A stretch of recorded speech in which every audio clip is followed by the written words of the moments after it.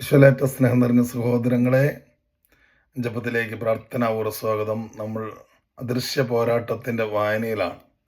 കഴിഞ്ഞ ദിവസം സുഭാഷിതങ്ങളുടെ പുസ്തകം വായിച്ചപ്പോൾ മനോഹരമായ ചില വചനങ്ങൾ നമ്മുടെ ഈ വായനയുമായി ബന്ധപ്പെട്ട് പരിശുദ്ധാത്മാവ് നൽകുന്നതാണെന്ന് ഞാൻ ഉറച്ചു വിശ്വസിക്കുകയാണ്.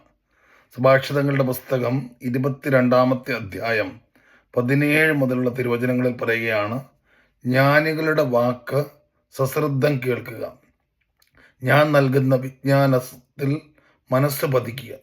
ഈ ഒരു പുസ്തകത്തിലൂടെ ദൈവം തൻ്റെ ജ്ഞാനം നമുക്ക് വെളിപ്പെടുത്തി തരികയാണ്.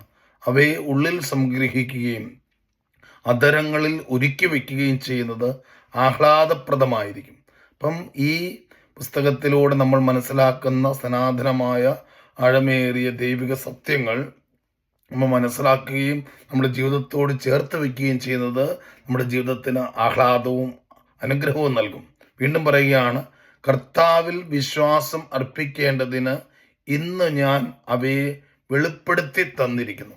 അപ്പോൾ ഈ ഒരു ഗ്രന്ഥം ഈ കാലഘട്ടത്തിൽ നമ്മൾ ഒന്നിച്ച് വായിക്കുമ്പോൾ പരിശുദ്ധാത്മാവ് തീർച്ചയായും ചില വെളിപാടുകൾ ആത്മീയ ജീവിതത്തിൽ നമ്മൾ മനസ്സിലാക്കിയിരിക്കേണ്ട അടിസ്ഥാനപരമായ ചില കാര്യങ്ങൾ നമ്മളെ മനോഹരമായിട്ട് പരിശുദ്ധാത്മാവ് പഠിപ്പിക്കുകയാണ്. ഈശോയ്ക്ക് നമുക്ക് ഒരുപാട് നന്ദി പറയാം. നമ്മൾ കഴിഞ്ഞ ദിവസം 13-ാം അധ്യായത്തിൽ മനസ്സിൻ്റെ 3 തലങ്ങളിലുണ്ടാകുന്ന ആക്രമണങ്ങൾ അല്ലെങ്കിൽ അവസ്ഥകളെക്കുറിച്ചാണ് മനസ്സിലാക്കിയത്. അതിനുശേഷം അവയെ എങ്ങനെയാണ് തരണം ചെയ്യേണ്ടത് എന്ന് മനോഹരമായി നമുക്ക് പറഞ്ഞു തരികയാണ്. നമുക്കൊന്ന് വായിച്ചു കേട്ടാലോ? വിശുദ്ധ മാക്സിമൂസിനെ പോലെ ഇപ്രകാരം താഴെ പറയുന്ന കാര്യങ്ങൾ മനസ്സിലാക്കിയാൽ ഇവയെ നമുക്കെതിരിടാം. എന്താണ്? പ്രാർത്ഥനയിലൂടെയും ദൈവിക സത്യങ്ങളെക്കുറിച്ചുള്ള അറിവിലൂടെയും ദൈവത്തിൽ മാത്രം അവിരാമമായി ശ്രദ്ധ കേന്ദ്രീകരിച്ച് നിങ്ങളുടെ ചിന്താശക്തിയെ അലങ്കരിക്കുക. നമ്മുടെ ചിന്താശക്തിയെ അലങ്കരിക്കാനുള്ള ഒരു പരിശ്രമം നമുക്കുണ്ടാകണം. അഭിലാഷത്തിനുള്ള ശേഷിയെ സമ്പൂർണമായ സ്വയം പരിത്യാഗത്തിലൂടെയും എല്ലാ ആത്മമഹത്വ പ്രവണതകളെയും പരിത്യജിച്ചുകൊണ്ട് പുതുക്കുക. ക്ഷിപ്ര കോപശേഷിയെ സ്നേഹം കൊണ്ട് അലങ്കരിക്കുക. ഇപ്പം കോപം മാറണമെങ്കിൽ സ്നേഹത്താൽ നിറയപ്പെടാൻ, സ്നേഹം അഭ്യസിക്കാൻ, സ്നേഹം പ്രകടിപ്പിക്കാൻ, സ്നേഹം വെളിയിൽ നിന്ന് വരാനുള്ള വലിയ ഒരു സമർപ്പണം നമുക്കുണ്ടാകണം.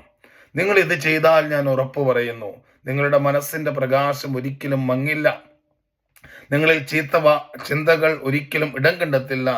രാവിലെയും വൈകുന്നേരവും ദിവസത്തിൻ്റെ എല്ലാ നിമിഷവും ഇത്തരം നല്ല ചിന്തകളും മനോഭാവങ്ങളും വളർത്തിയെടുക്കാൻ നിങ്ങൾ ശ്രദ്ധിച്ചാൽ അദൃശ്യനായ ശത്രു ഒരിക്കലും നിങ്ങളുടെ അടുത്തെത്തില്ല. കാരണം അപ്പോൾ നിങ്ങൾ തൻ്റെ പടയാളികളെ എപ്പോഴും പരിശോധിക്കുകയും യുദ്ധസജ്ജരാക്കി നിർത്തുകയും ചെയ്യുന്ന ജനറലിനെ പോലെ ആയിരിക്കും. അത്തരം ഒരു ജനറലിനെ ആക്രമിക്കുക അപ്രായോഗികമാണെന്ന് ശത്രുവിനറിയാം.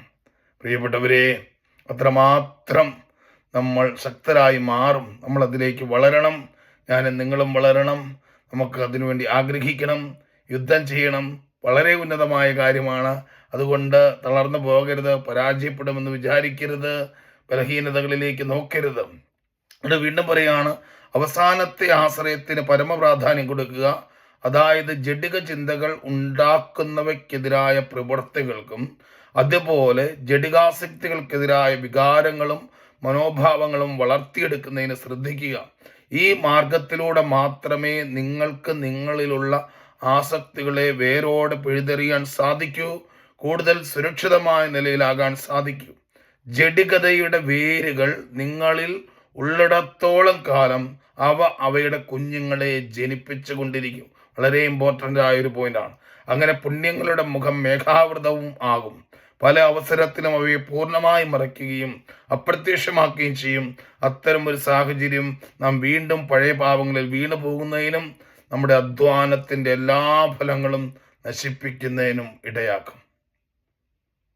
നല്ല ശ്രദ്ധ വേണമല്ലേ? ജനറലിനെ പോലെയാകണം. നിരന്തരമായ യുദ്ധം സാധ്യമല്ല എന്ന് ചിന്തിക്കരുത്. ഇതാണ് സാധ്യമാകേണ്ടത്. ഇത് സാധ്യമാകും. ദൈവം സഹായിക്കും, പരിശുദ്ധാത്മാവ് സഹായിക്കും. കരുത്തോടെ ഈ അദൃശ്യ പോരാട്ടത്തിൽ നമുക്ക് മുന്നേറാം.